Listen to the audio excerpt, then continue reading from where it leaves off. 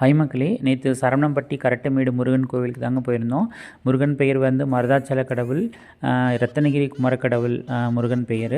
அங்கே வந்து என்ட்ரன்ஸ்லேயே பார்த்தீங்கன்னா பார்க்கிங் எல்லாமே அழகாக கொடுத்துருக்குறாங்க.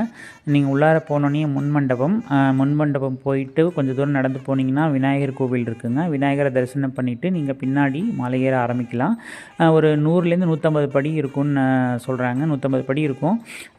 நாங்கள் எண்ணவே இல்லை, ஏன்னா கடகடன்னு ஏறிட்டோம். நான் என்னெல்லாம் படிய அதுக்கப்புறம் வந்து பார்த்திங்கன்னா நான் ஒய்ஃபு அப்புறம் குழந்தைங்க மதுரையில் வந்திருந்தாங்க.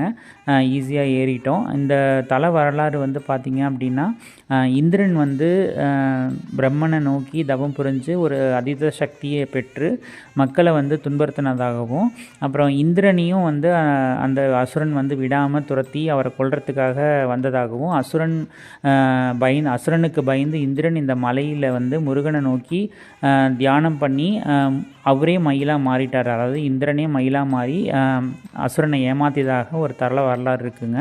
நீங்கள் உள்ளார போனோன்னே ஒரு சுயம்பு விநாயகரை பார்க்கலாம். அதாவது பாறையிலேயே தோன்றின ஒரு விநாயகரை நீங்கள் இங்கே தரிசனம் பண்ணிவிட்டு அதுக்கப்புறம் நீங்கள் முருகனை வந்து தரிசனம் பண்ணலாம். நாங்கள் போனது வந்து பார்த்திங்கன்னா 12 மணிங்கனால பூஜை நடந்தது, உச்சிக்கால பூஜை. அப்போ வந்து நல்ல ஒரு தீபாரதனை பார்த்து ரொம்ப தரிசனம் அழகாக கிடச்சிது. முருகனோட தரிசனம் ரொம்ப அழகாக இருந்தார். முருகன்னாலே ஒரு அழகு தானே. பார்த்தோன்னே எனக்கு ரொம்ப பிடிச்சிருந்தது.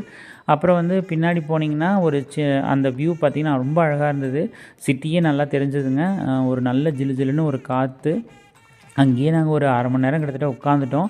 அதுக்கப்புறம் வந்து நாங்கள் சாமி கும்பிட்டு திருப்பியும் கீழே இறங்கி வந்தோம். அதாவது ஒரு சிட்டிக்குள்ளார நீங்கள் வந்து ஒரு முருகன் வந்து ஒரு சின்ன மலையில் ஏறி நீங்கள் போகணும் அப்படின்னா இதுதான் பெஸ்ட்டு கோவில். ரொம்ப சக்தி வாய்ந்த முருகன். அதாவது கல்யாண தடை நீங்கிறது, அப்புறம் வந்து குழந்தை வர வேண்டி போகிறவங்க எல்லாருக்கும் இந்த முருகன் வந்து அருள் பாலிக்கிறாருங்க.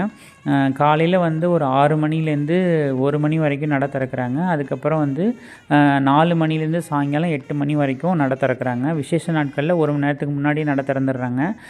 மாட்டுப்பொங்கல் அன்றைக்கி இங்கே ரொம்ப விசேஷம்னு சொல்கிறாங்க. அது ரொம்ப அழகாக இருந்ததுங்க. வியூவும் நல்லா இருந்தது. டக்குன்னு நீங்கள் சாமி பார்த்துட்டு வந்துடலாம், தரிசனம் பண்ணிட்டு வந்துடலாம். இந்த வீடியோ உங்களுக்கு பிடிச்சிருந்தால் லைக் பண்ணுங்கள். நீங்களும் போயிட்டு உங்களோட எக்ஸ்பீரியன்ஸ் ஷேர் பண்ணுங்கள். சப்ஸ்கிரைப் பண்ணுங்கள், கமெண்ட் பண்ணுங்கள். டாடா, பை.